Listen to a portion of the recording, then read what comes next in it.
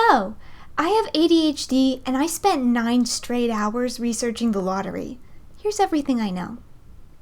You're probably not going to win the lottery. What I've heard is you're more likely to be struck by lightning twice. You know this already.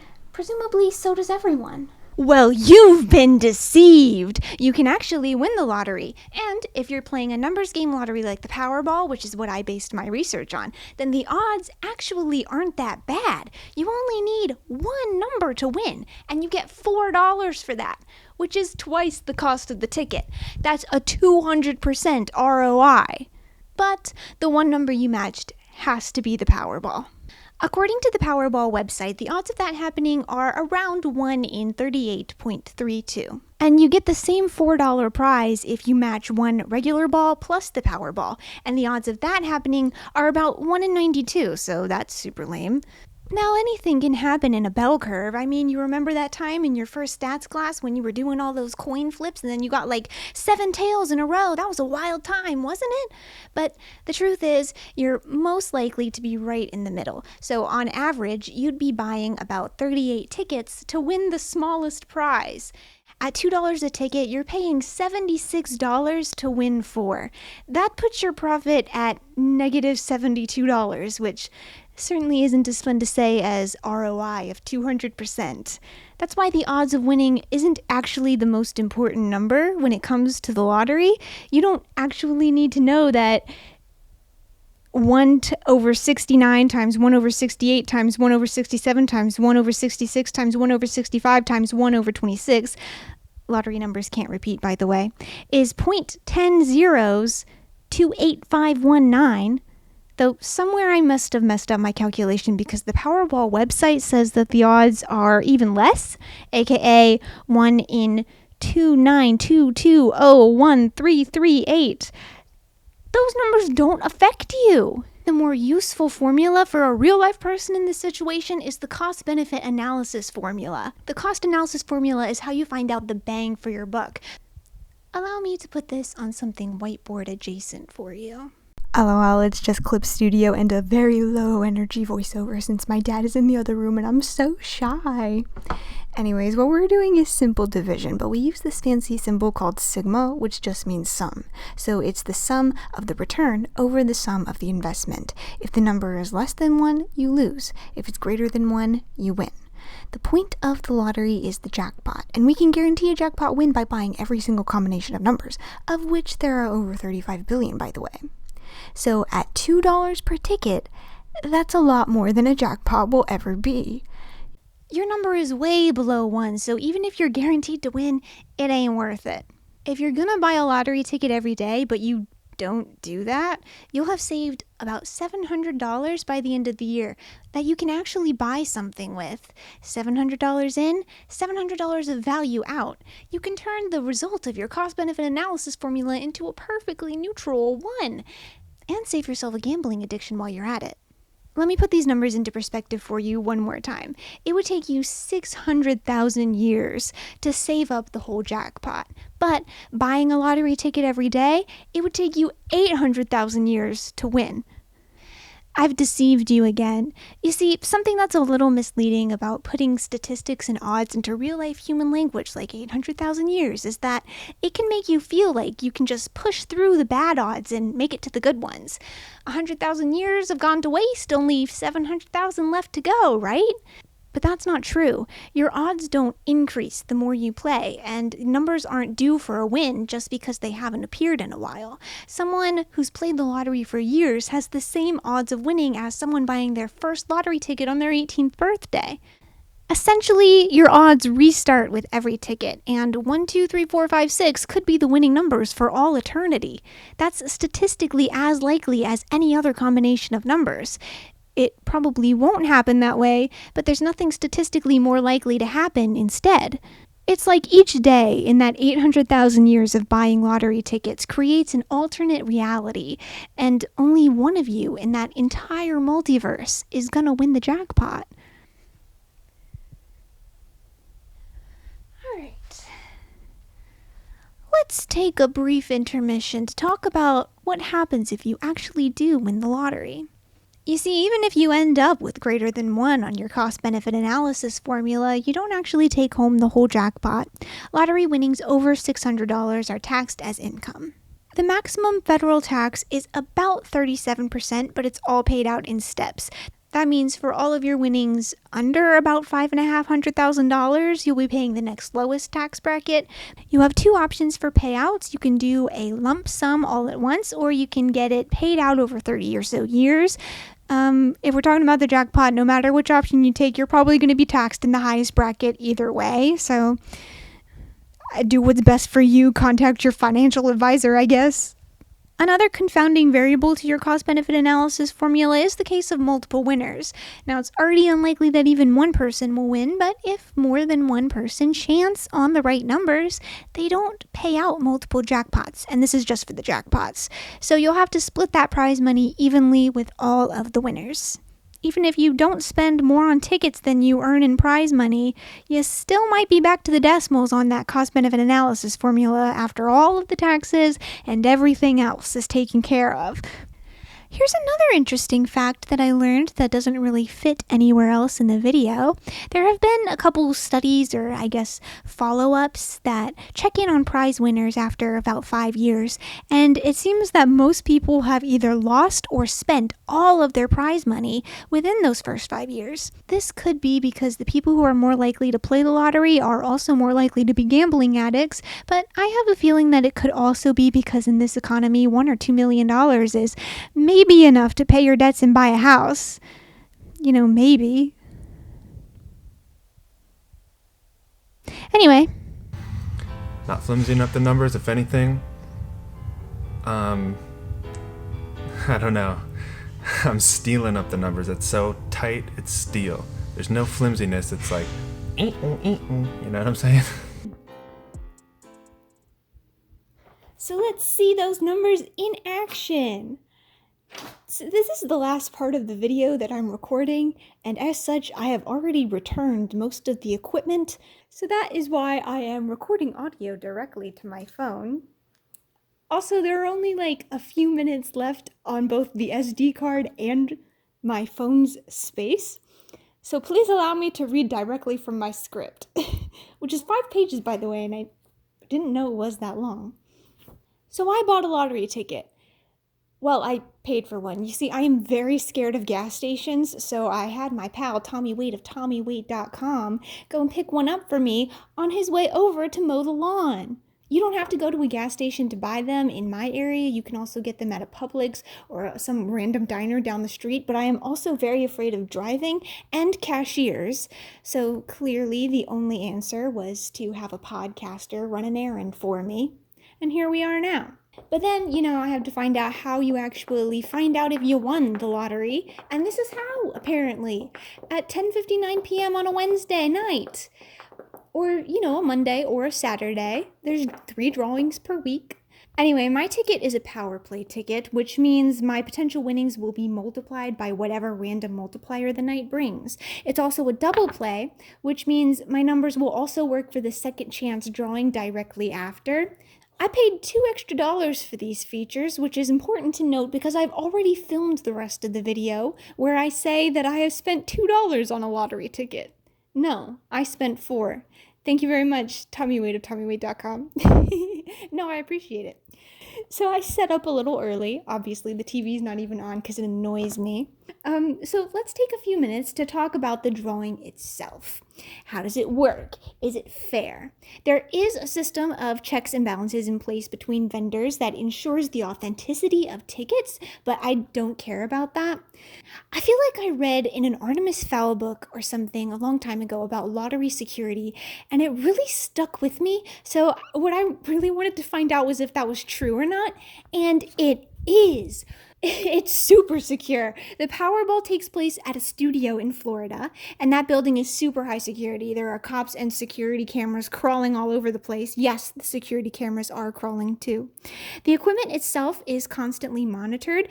There are 4 sets of equipment and 4 sets of balls, and one is randomly chosen for the drawing, so you'd have to tamper with every single machine if you wanted to rig the lottery or something. Not only that, but the balls are often x-rayed and weighed to make sure they are identical. The machines are tested and even measured frequently as well. And the few people who are allowed to touch the balls to load the machine wear gloves. This may have come from the Artemis Fowl book, so do not quote me on this next fact, but I'm for some reason convinced that the reason they wear gloves is because the oils on their fingers could rub off on the balls and make them unequal in weight. On top of that, there's an independent auditing firm present at each drawing who double-check the protocols and procedures and witness the drawing. So yeah, it's about as fair as a game of chance can possibly be. Also, people can attend the Powerball drawing in person if they want, but very few people do because the whole thing takes less than a minute usually. That's why I'm not there. Something else I forgot to mention anywhere else in the video. Would have worked great in the intermission, lol. But how long you have to claim your winnings is different everywhere. In most states, it's between 6 months and 1 year. Where I am, it's 180 days. If your winnings are under 500, you can usually cash it where you bought it, but over that, you'll have to fill out a form and go to a claims center. Whoa. Also, some states won't let you claim your winnings anonymously, so if you go to the claims center, you might want to go in disguise, because people who win the lottery often get sued. So now, I'm going to wait to 10:59, and then I'll see you again. Hi again, everybody. Sorry if that last bit was incredibly awkward, and this bit too. I don't usually film things all in one take, and so I was very nervous and continue to be so. Some tips on the back of the lottery ticket. SCEL, South Carolina Education Lottery, is not responsible for lost or stolen tickets. Player is solely responsible for ensuring the accuracy of the amount and type of wager, numbers selected, draw dates, and draw times. Player assumes all risks. Ticket valid only for the game and draw, S in parentheses, printed on the front. Prizes must be claimed within 180 days of the draw date. If you or someone you know has a gambling problem, call 1-877-452-5155 or visit playresponsiblysc.com. For questions regarding odds or game information, call 1-866-736-9819 during regular business hours. Proceeds support education. Please play responsibly. Do not litter. Players care for tickets, do not deface, do not iron, avoid heat, and keep dry. Also, I've been instructed to please sign reverse side of this ticket immediately after purchase. It should be right now.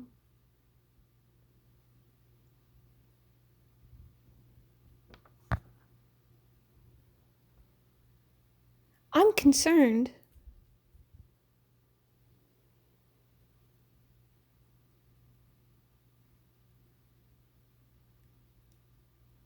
This is not the lottery.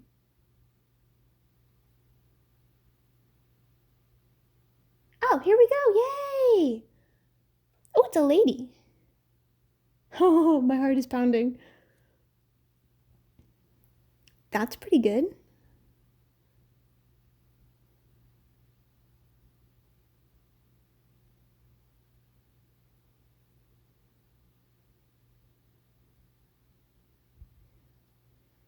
And from the first ball, I did not win the jackpot.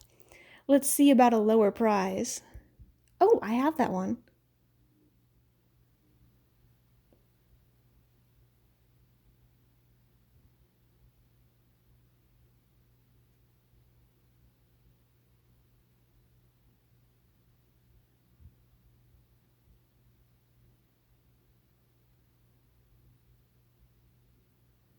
All right, I lost.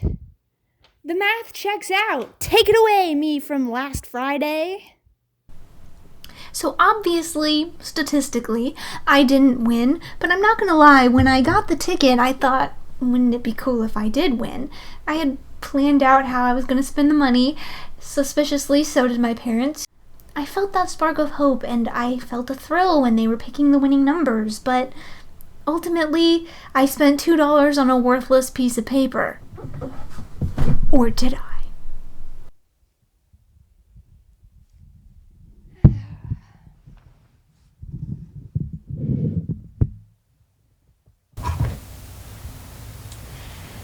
Settling down now to ask the important questions. Is the lottery a scam? You pay hundreds of dollars in and you might get a few dollars back. When you get down to it, it's really just gambling. And it's actually the only legal form of gambling in the United States. And the house always wins. But you're kind of the house, and you might actually get more out of the lottery than you expect. This was a good idea, but I think the audio is going to be trash, and it's kind of hard to think about what I'm saying and knit at the same time. So maybe I put this aside. You may benefit more from the lottery than you might think, even if you don't actually play it. State lotteries were invented to boost a state's revenue beyond what they could reasonably collect through taxes. And it's a significant amount, too. Some states actually get more from the lottery than they get from taxes, and they use this to fund road work, the environment, education, or just a general fund to make ends meet. It's not meant to replace anything in the budget, but it is meant to go above and beyond. Let me put it this way. In 2019, the US collected about $29 billion in lottery revenue. According to NPR, about 60% of that goes to prize payouts and the percentage that lottery ticket sellers get to claim. Another source reveals that about 10% goes to advertising and budgeting for the lottery itself. So once you take out 70%, you're left with about $8.6 billion. And with every estimation, my numbers get a little less accurate, and they're about to get a lot less accurate because this varies by state, especially for the 5 states that don't participate in the lottery. But that's like $26 for every person in the United States, even the people under 18 who can't participate in the lottery. So correct me if I'm wrong, but at $2 per ticket, you pretty much break even as long as you don't buy more than 13 tickets per year. And every 3 years or so, you're likely to win about $4. But here's the deal. The lottery definitely preys on those too desperate to understand the numbers or hopeful enough to ignore them. I mean, honestly, a millionaire doesn't need to buy a lottery ticket. They gamble on the stock market instead. And the people who do buy lottery tickets tend to buy more than one per month. It's just like whales supporting a video game, but they don't even get like cool shoes for their avatar out of it. They might put hundreds of dollars into the lottery even if they know that money might be better off in the bank instead. And it's not their fault. No one is immune to propaganda, not even me. I'm not a gambling addict. I based my entire video script around the fact that I would probably lose the lottery. But when I was holding my ticket, I was still hopeful that I would win. I had already planned out how I would spend the money if I did.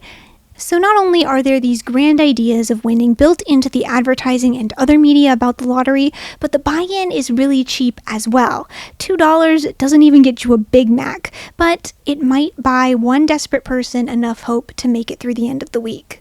The lottery essentially nickels and dimes the worst off people in this country into potentially worse situations, and that's pretty messed up, especially because I can think of a few other ways to boost the tax money without preying on already disenfranchised people. At the end of the day, the lottery can be fun and entertaining, and there's definitely non-monetary value in that, but if you're gonna play, you need to know the numbers and you need to temper your enthusiasm. Play in moderation. 13 tickets a year should probably be your logical maximum. Put the rest of your money into something sure instead of into something statistically worthless, because you're probably not gonna win the lottery.